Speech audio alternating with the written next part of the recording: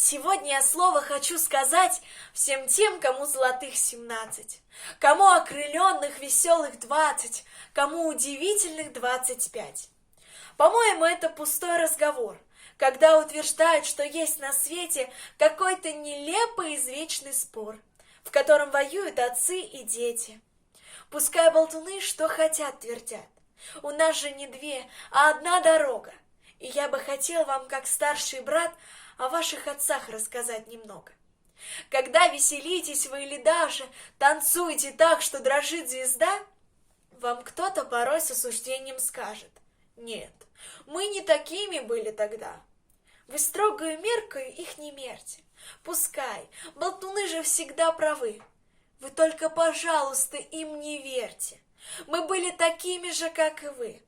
Мы также считали себя пижонами и были горласты в своей правоте, а то, что не очень-то были модными, то просто возможности были не те. Когда танцевали мы или бузили, да так, что срывалась с небес звезда, мы тоже слышали иногда: нет, мы не такими когда-то были. Мы крепко дружили, мы жарко мечтали, и все же порой чего-то скрывали. Мы в парты девчонок мышей совали, дурили, скелетом усы рисовали, и нам, как и вам, в дневниках писали: пусть явится в срочном порядке мать. Но все-таки в главном, в большом и серьезном, мы шли не колеблясь, мы прямо шли. И в лихолетье свинцово-грозном мы на экзамене самом сложном не провалились, не подвели. Поверьте, это совсем непросто — жить так, чтоб гордилась тобой страна, когда тебе вовсе еще не по росту шинель, оружие и война. Но шли ребята назло ветрам и умирали, не встретив зрелости, по рощам, балкам и по лесам, и было им столько же, сколько и вам, и жить им, конечно, до слез хотелось. За вас, за мечту, за весну ваших снов погибли ровесники ваши солдаты, мальчишки, не брившие даже усов, и не слыхавшие нежных слов еще не целованные девчата.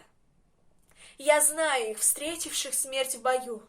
Я вправе рассказывать вам об этом, ведь сам я лишь выживший чудом стою меж их темнотою и вашим светом. Но те, что погибли, и те, что пришли, хотели, надеялись и мечтали, чтоб вы, их наследники светлые, дали большое и светлое счастье земли, надежно и крепко в руках держали. Но быть хорошими значит ли жить стерильными ангелочками? Не станцевать, не спеть, не съязвить, короче, крахмаль не белее быть платочками-уголочками. Кому это нужно и для чего? Не бойтесь шуметь нисколько. Будете резкими — ничего, и даже дерзкими — ничего. Вот цинизма только бойтесь.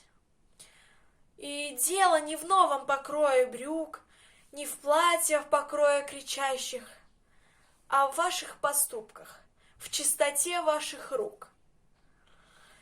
Конечно, не дай только Бог вам, ребята, но знаю я, если хлестнет гроза, вы твердо посмотрите ей в глаза, так же, как мы смотрели когда-то.